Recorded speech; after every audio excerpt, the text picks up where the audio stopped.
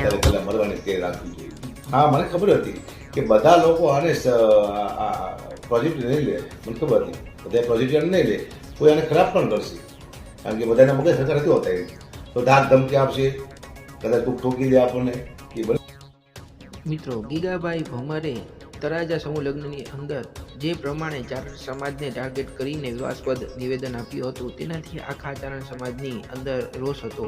ત્યારે હકાભા ગઢવીએ એક પ્રતિક્રિયાનો વિડીયો મૂક્યો હતો અને સોશિયલ મીડિયામાં આ વિડીયો ખૂબ જ વાયરલ પણ થયો હતો. અને આ વિડીયોની અંદર જોકે હકાભા ગઢવી ગીગાભાઈ ભમરને ટાર્ગેટ કરી રહ્યા હતા, પરંતુ ક્યાંક ને ક્યાંક આહિર સમાજને એવું લાગ્યું હતું કે આમાં આખા આહિર સમાજની વાત થતી હોય મિત્રો.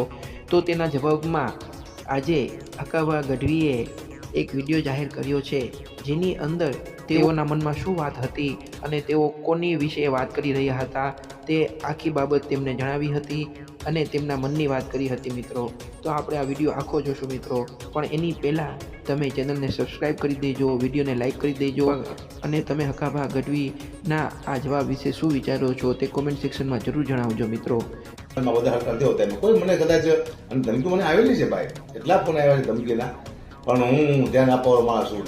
આવ્યા તો આવ્યા, ગમે ત્યારે હું સમાટે લઈને તો હારે ફરતો નથી રોડમાંથી.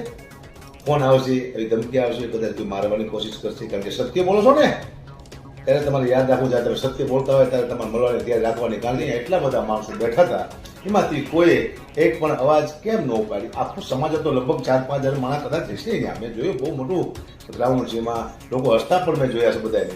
એટલે મને દુઃખ થયું કે મારી મા સંગે મને ગાડી દીધી છે, એમાં કોઈ વિરોધ કેમ ન કર્યો? અને બીજી વાત એ તમને કહું, સમાજ છે, બીજા સમાજ, મેં વિડીયો મૂક્યા પછી બધી રિપ્લાય આવવા માંડી કે ભાઈ ઓલો વ્યક્તિ ખોટો છે. ત્યાં સુધી તમે આખો દિવસ બધાએ શું કર્યું? આખો દિવસ આખી રાત તમને ન હોઈશું કે કોઈ ગઢવી બોલે એ પેલા આપણે બધા બોલી નાખી.